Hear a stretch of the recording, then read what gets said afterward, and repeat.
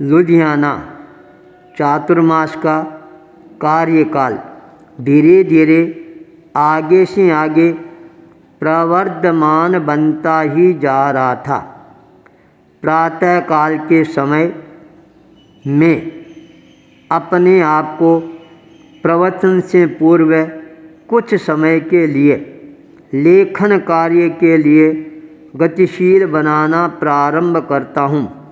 उसी समय अचानक एक दुबला पतला व्यक्ति है मेरे सामने आकर हाथ जोड़कर बैठ जाता है।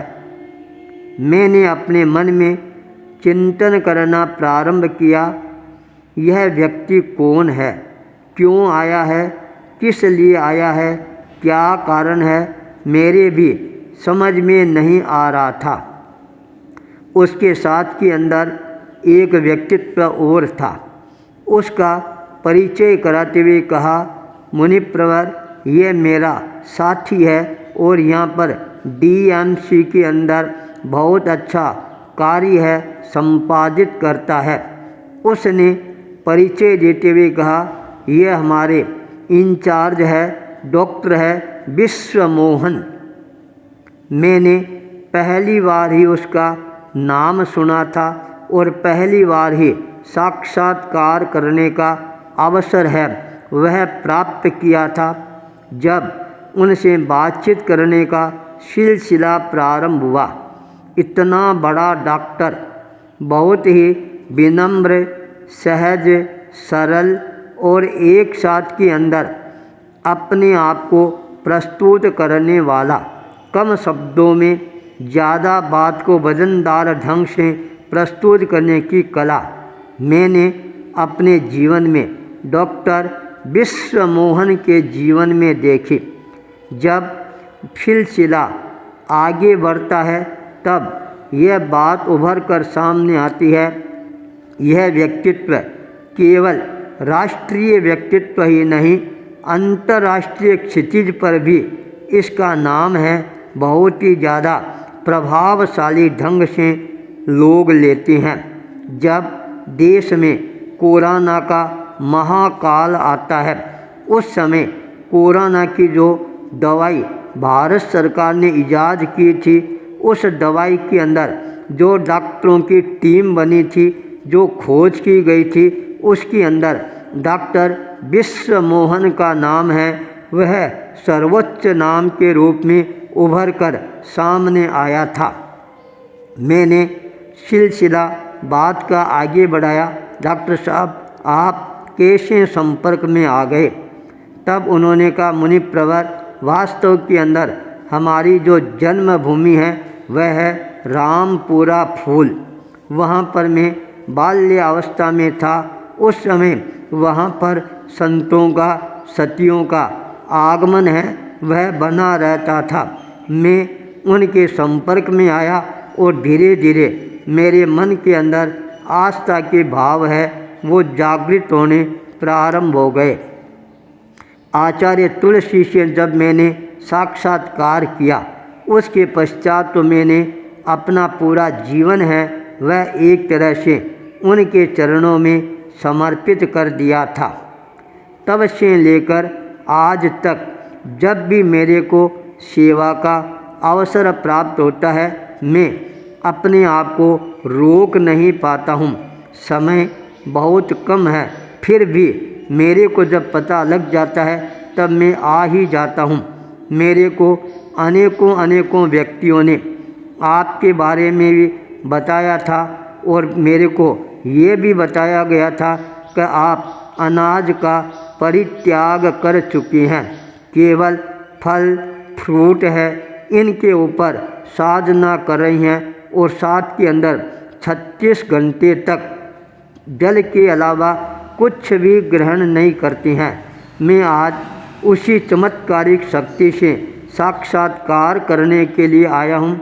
आप में इतना आत्मविश्वास है, यह कैसे जागृत हो गया?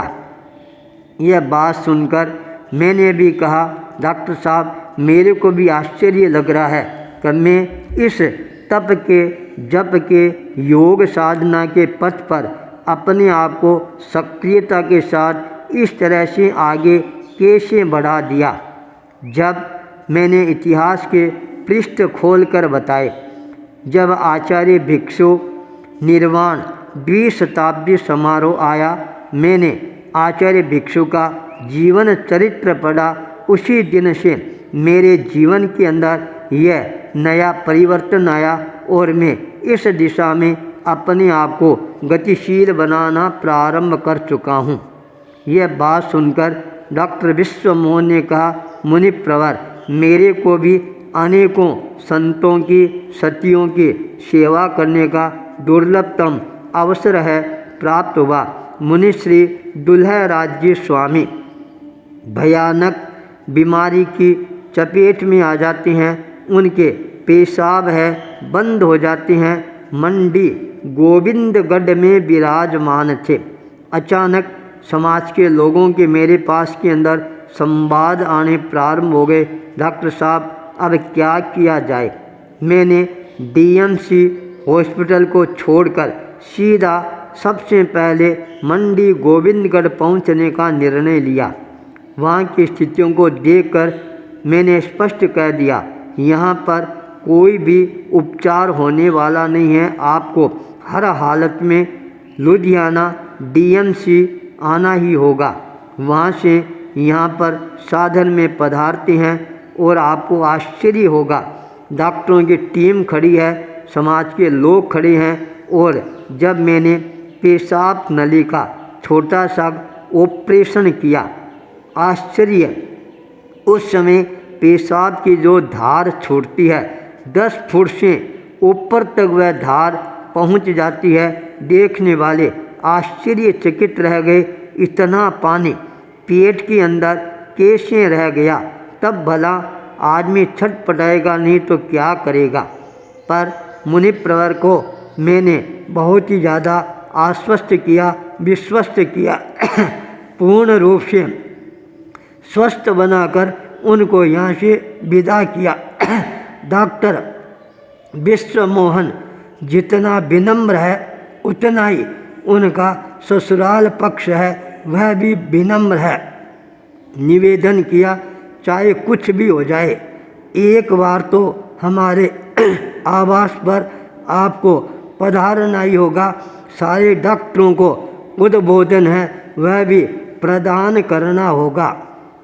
वह दिन भी आता है जब हमने प्रातःकाल के समय 1 घंटा उनके आवास पर प्रवचन और रहने का कार्यक्रम निर्धारित किया। स्वयं डॉक्टर विश्वमोहन एक शावक की तरह 4 किलोमीटर तक पैदल सामने आता है और पैदल ही हमारे साथ के अंदर यात्रा करता है। मेरे को घोर आश्चर्य हुआ, इतना बड़ा डॉक्टर होने के बाद में भी इतनी श्रद्धा के साथ में सेवा कर रहा है। जब उनके घर पर पहुँचे, लुधियाना के क्रीम सारे डॉक्टर लोग, बड़े बड़े अधिकारी लोग पहुँचे हुए थे और 1 घंटे तक वह जो प्रवचन का सिलसिला रहा, वास्तव में ही डॉक्टर की भावना, श्रद्धा, भक्ति, समर्पण है, मेरे को आकृष्ट करने वाला बन जाता है। जब डॉक्टर साहब के घर का निरीक्षण करना प्रारंभ किया, उनके लड़कियों से बातचीत करने का अवसर प्राप्त हुआ। उन्होंने अपनी लड़कियां भी जो दूर दूर रहती है, उनको भी 1 घंटे के लिए आने का निर्देश दिया। हजारों किलोमीटर की यात्रा करके वो लड़कियां भी पहुंच जाती है। ऐसा डॉक्टर मैंने अपने जीवन में कभी भी नहीं देखा था। साधना के प्रति भी उनके मन के अंदर बहुत ज़्यादा रुचि है। प्रातःकाल आसन, प्राणायाम, योगा अवश्य ही करते हैं। जब उनको बताया गया, अब 21 अक्टूबर 2021 को मैंने अपने साधना का रोड मैप है वह प्रस्तुत कर दिया है। यह सुनते ही डॉक्टर विश्वमोहन की आंखों में चमक आ जाती है। कौन सा आपने रोड मैप प्रस्तुत किया है, आप मेरे को भी दिखाएं।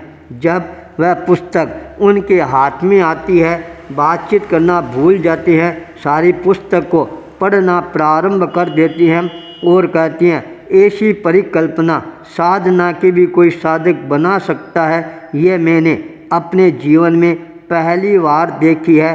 आप साधना के क्षेत्र में आगे बढ़े पर इस विश्व मोहन को कभी भी भूलने का प्रयास नहीं करें। जब भी आप याद करेंगे मैं आपके चरणों में पहुंचूंगा और मेरे को भी ध्यान साधना करने का अवसर है वह प्राप्त होगा। यह शब्द सुनते ही मेरे कानों के अंदर शब्द गुंजायमान होने प्रारंभ हो जाते हैं, साधना साधना साधना।